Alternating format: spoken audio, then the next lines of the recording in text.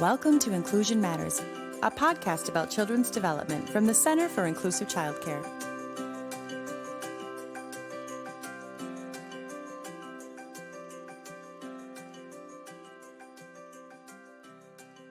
Welcome to Inclusion Matters, a podcast from the Center for Inclusive Childcare. I'm Priscilla Weigel, the Executive Director, and I'm really excited today to be joined by Alyssa Green, who is a licensed professional clinical counselor. She's worked in the area of eating disorders.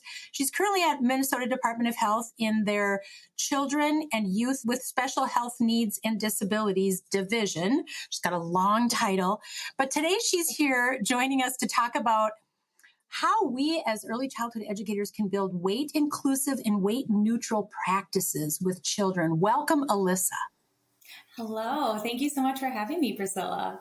Oh, I'm so excited about this conversation because this is something that as early childhood educators, we are setting the foundations for children and helping families understand those foundations for their kids and how food is seen and weight and eating. So tell us a little bit more about why is this such an important topic right now? Absolutely. Thank you again for having me. I'm super excited to talk about this and share about this. Right now is a really wonderful time to talk about this because May is Mental Health Awareness Month. So hopefully people are really taking in a lot of resources and talking about mental health this month and every other month, of course. But eating disorders are, in my mind, often left out of a lot of these conversations, despite being the second most fatal mental illness over opioid overdose, unfortunately, opioid use. And during the pandemic, the prevalence of eating disorders actually rose higher than other mental illnesses in comparison to anxiety and depression around for our adolescents. So I think it's very timely to be talking about this. There's a lot of misconceptions, a lot of assumptions about eating disorders, and unfortunately, a lot of pieces of our culture inadvertently enable and support eating disorders and disordered eating behaviors. So I think this is such a timely conversation. I'm very excited to be here.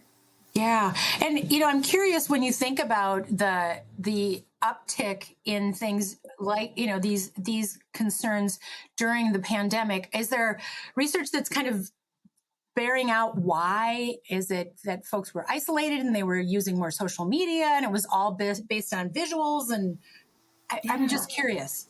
I'm not exactly sure what the research says.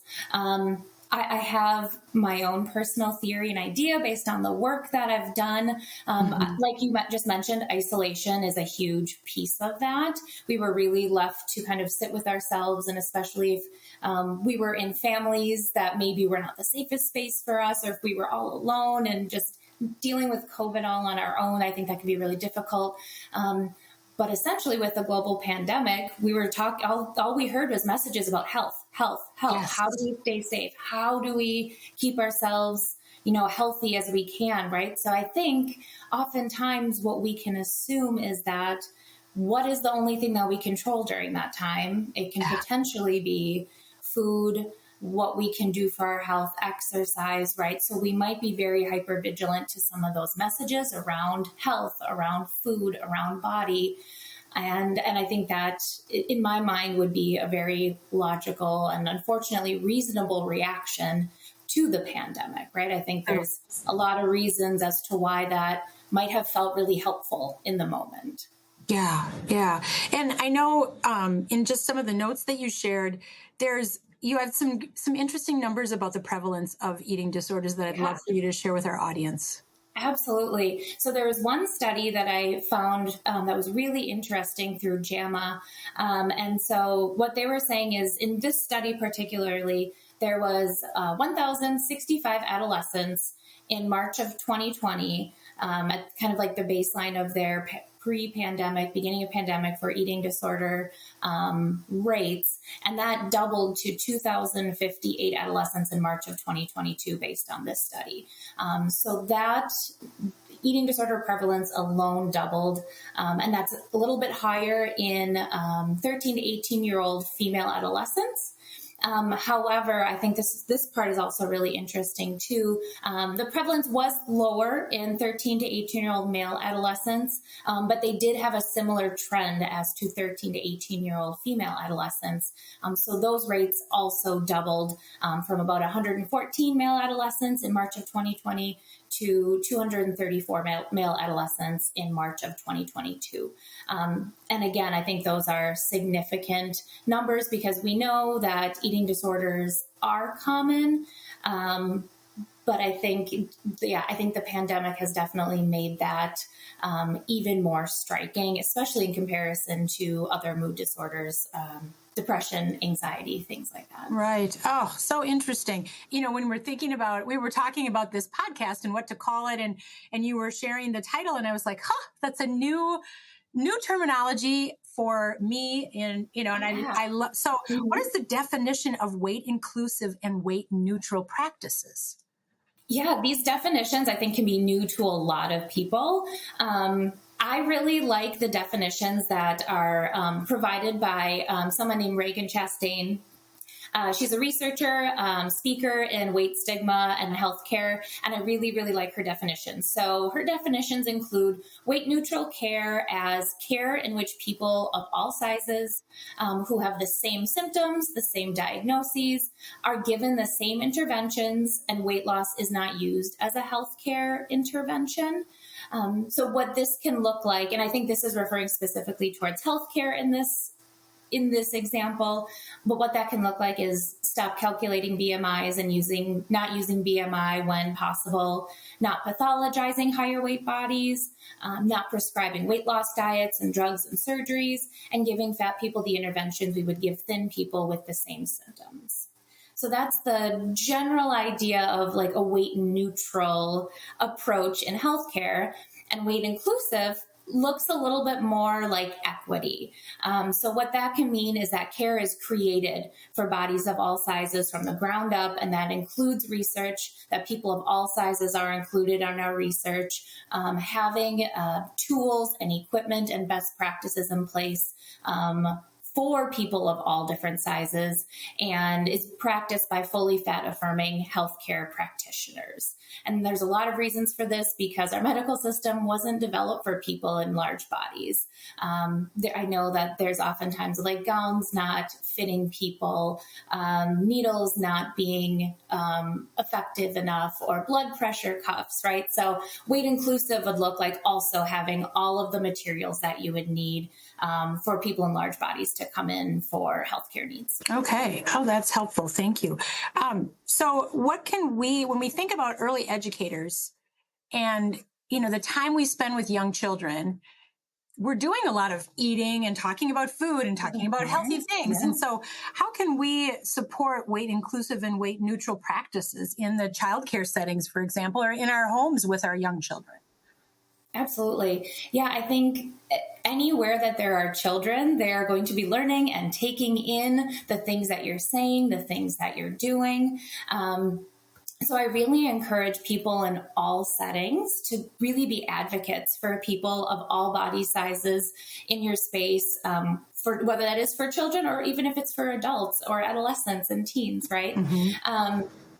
So some of the things that I think about initially is, especially with schools or childcare centers, if for whatever reason you are weighing children that you are not the direct healthcare provider, you're not seeing them for any kind of condition, stop. You don't need to be doing that. That's not something you need to be doing. Yeah. That's not a piece of information that they necessarily need or that you may necessarily need. Unless you are their pediatrician or primary care provider or specialist treating a specific medical condition, weighing a child and telling them and keeping track of their weight is not necessary.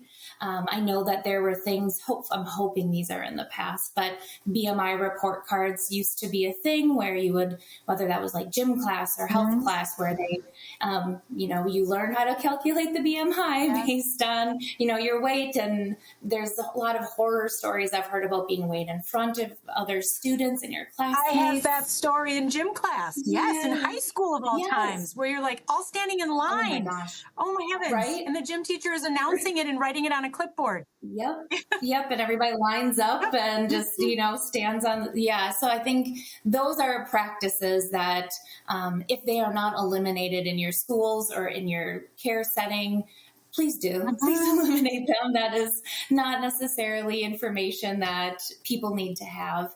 And I think too that there's a lot of controversy in my mind over the BMI because it's a measurement that was initially used to measure different populations in relation to men in, I believe, Western Europe.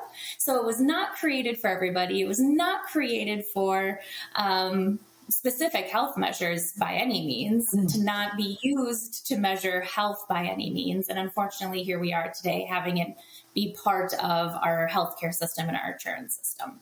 So anytime that that is one of the things that I can think of is anytime that you're weighing kids, being very, very mindful that should really only be used for your healthcare and if you need to be weighed for your healthcare. Thinking about spaces that you're in, whether that's schools or childcare centers, wherever, is your space accessible for people of all body shapes and sizes? Luckily, with the American Disabilities Act, we have ideas on ways to make our spaces accessible for people, but are we keeping in mind people in all body sizes? So are there desks that have space for people, chairs without arms that can fit people and children comfortably? Things like that too, just to keep in mind your space, making sure it's comfortable for everybody. In classrooms, one of the things that I can think of too is if your classroom promotes different kind of equity signs, I know everybody's welcome here, lovely signs like that. There are specific ones that you can put around bodies in there, all bodies, shapes, and sizes are welcome here, or this isn't a dieting space, or we don't, we support all foods, things like that to make it a safe and welcoming place. For people and kids to just exist in their bodies without them being critiqued. That's lovely. So what are some tips that could be incorporated tomorrow? That's what we like to do at CICC. We like to help people's, something that make tomorrow feel better for someone or as many people as you can. How can they build healthy practices as caregivers with the children that they care for and nurture? Yeah, I think language, again, is really, really important in how we're talking and communicating and modeling behavior. So first, I'll also start by saying I always kind of like to note as a little disclaimer, sometimes I will use the term fat to describe higher weight bodies. I am using it as a neutral descriptor, like I would describe tall bodies, short bodies, thin bodies, fat bodies. This is a practice that other fat activists that I have followed and learned so much from have taken steps towards reclaiming that term as a neutral term to describe themselves and their community.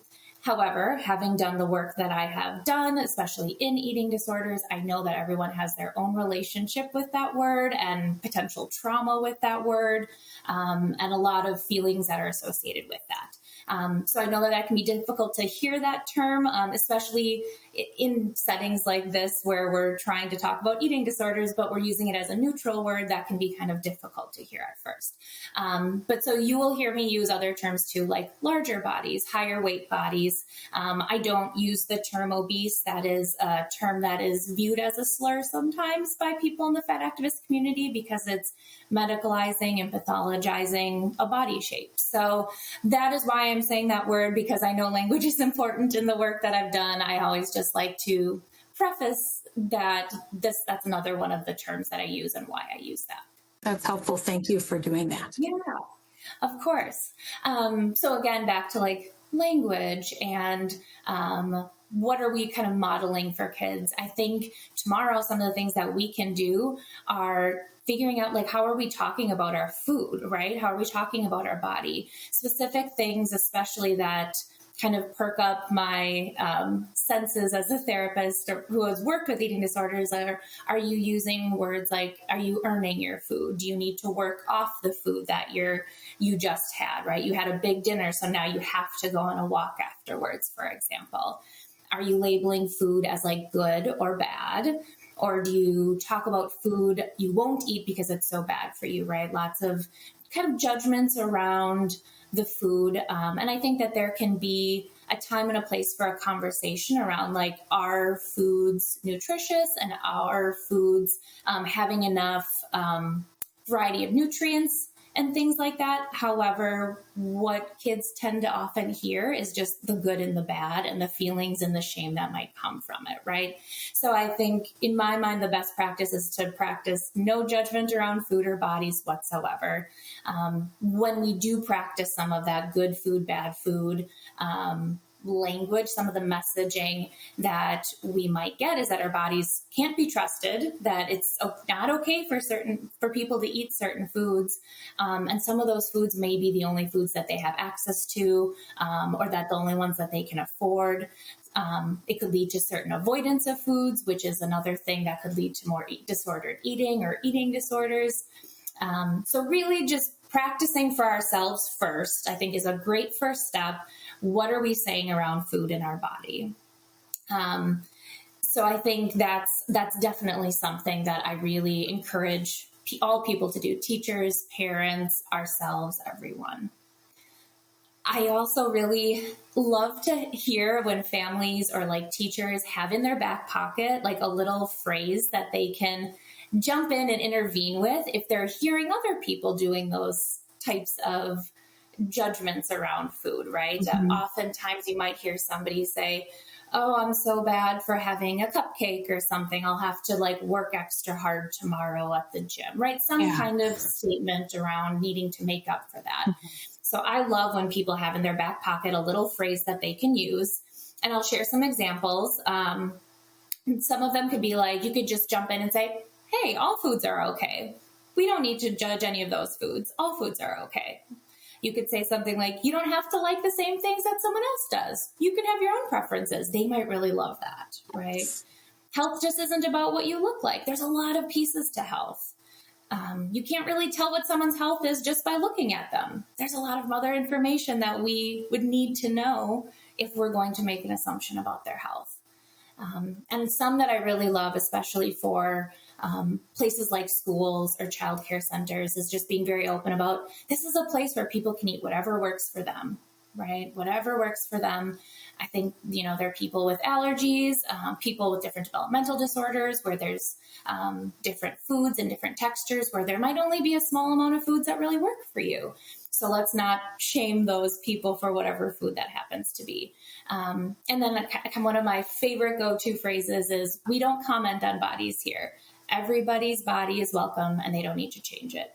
So anything along those lines, you find some little phrase that works best for you and what works best for others, but kind of having something in your back pocket ready to kind of jump in and intervene will help kids feel so protected and safe, knowing that, they don't have to change their bodies. They don't have to be hypervigilant about what they eat, unless maybe they have to in terms of medical condition or accessibility.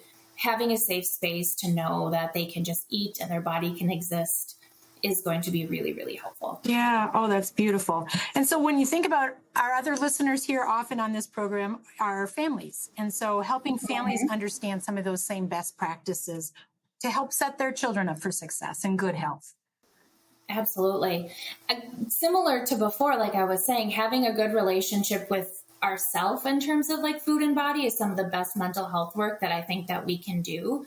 We know that weight stigma is a significant contributor, not just to eating disorders, but also to depression, anxiety, low self-esteem, other health concerns, because as I mentioned, you might avoid healthcare if you are assuming or expecting your doctor to maybe make a judgment around your weight. I know it's a lot to unlearn that weight is equivalent to health, as we kind of grew up believing, but really taking that time in yourself and in your family, maybe as parents or caregivers or whoever is part of your family system, to really take some time to reflect on your own relationship with your body and with food. As I had mentioned, practicing that non-judgment towards all bodies and all sizes is critical. Like I said, health can look a lot of different ways. It looks like a lot of shapes and a lot of sizes and a lot of abilities.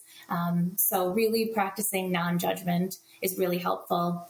Another tip that tends to come out that is just very part of our language and our culture is this congratulating of weight loss, Yes. right? Yes. I think that there's a lot of that happens. And I know this comes from a good place, right? Like, cause we've learned under this assumption that when you lose weight, it is good for you, right? There's a lot, and there's a lot to unpack with that too, right? But that is definitely something that I encourage people to reconsider doing and to practice taking that out of their language and kind of like out of their conversation topics, right, that they might have with people.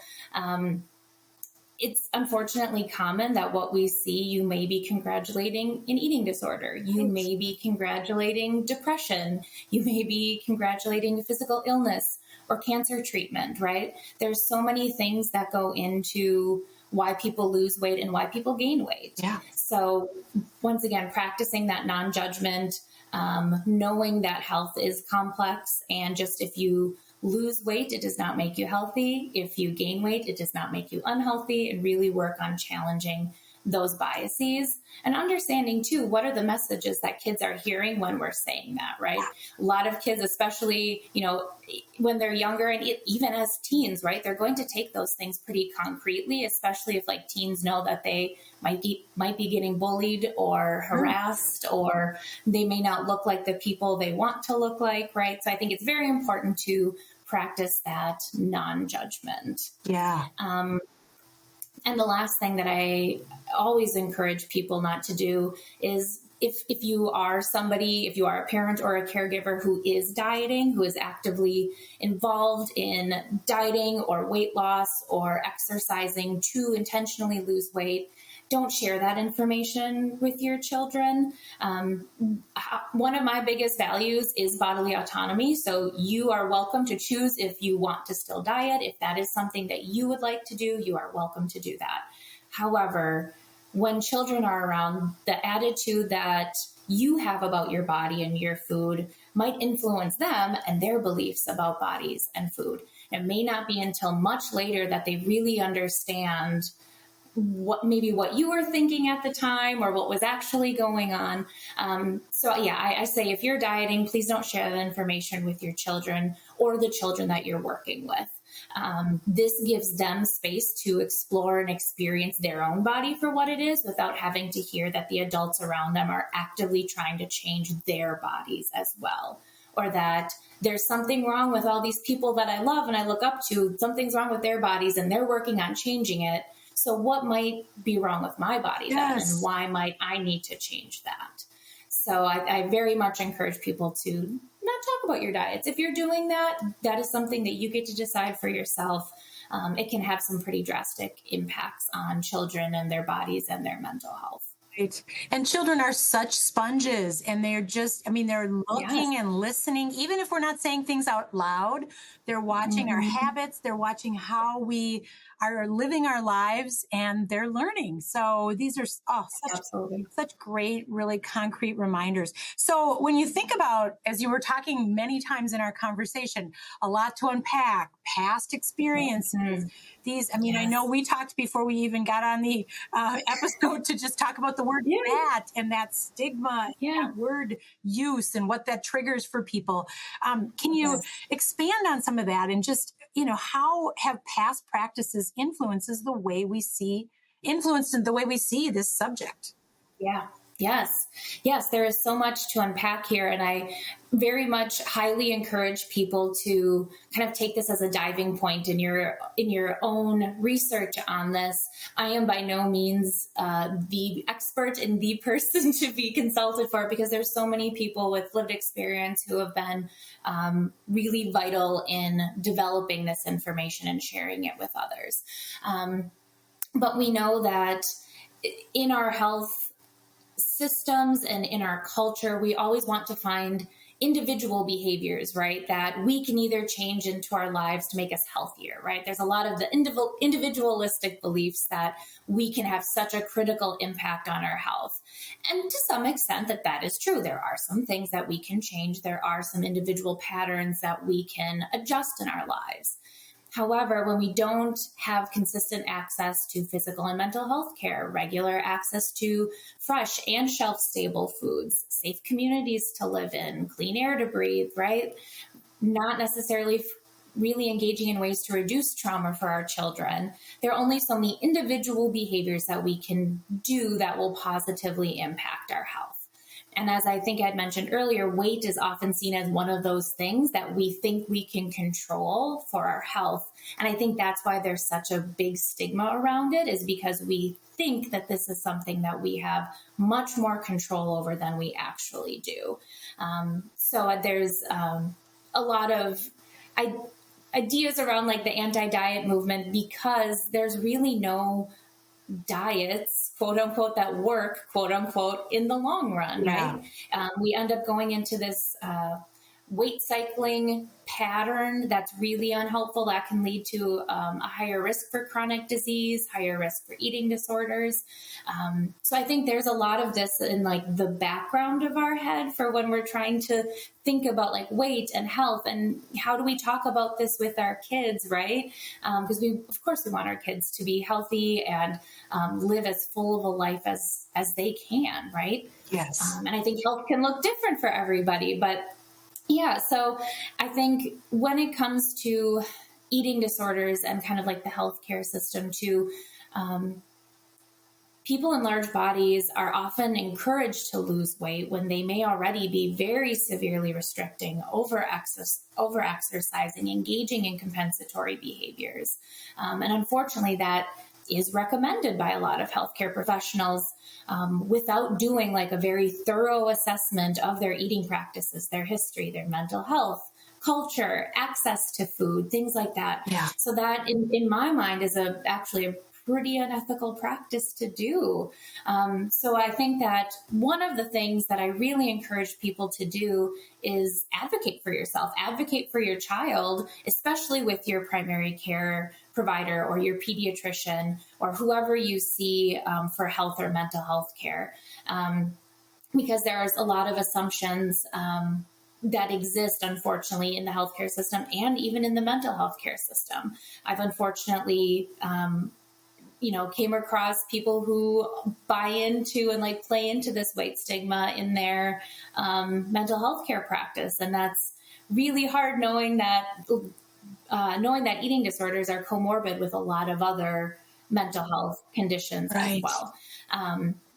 So I believe you have a full right to advocate for yourself, and some things that you are welcome to do is ask your child not to be weighed at the doctor's office unless it's absolutely medically necessary, or that it is part of like the treatment for the specific condition, or you are monitoring for a specific condition, or it is just part of the appointment in itself. But otherwise, just for your like routine checkup, you can refuse, right? And you can ask not to discuss your weight or your body shape in front of your child.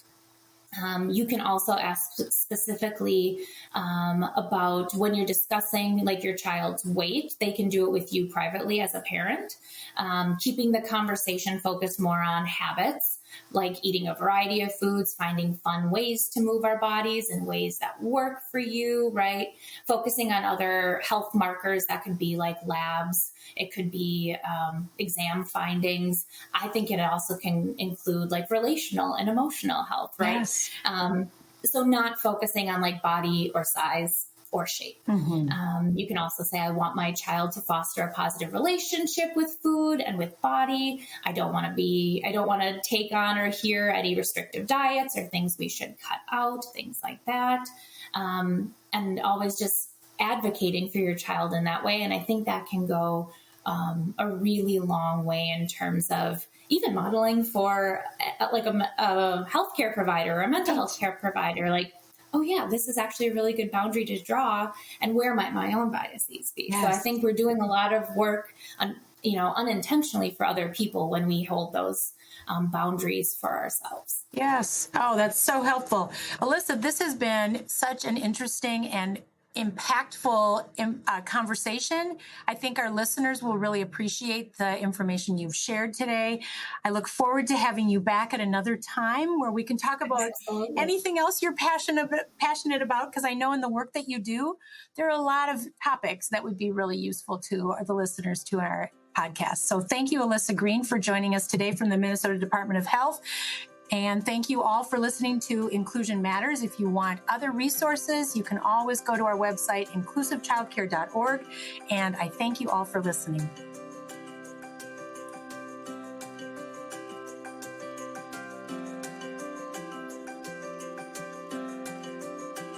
Thanks for listening.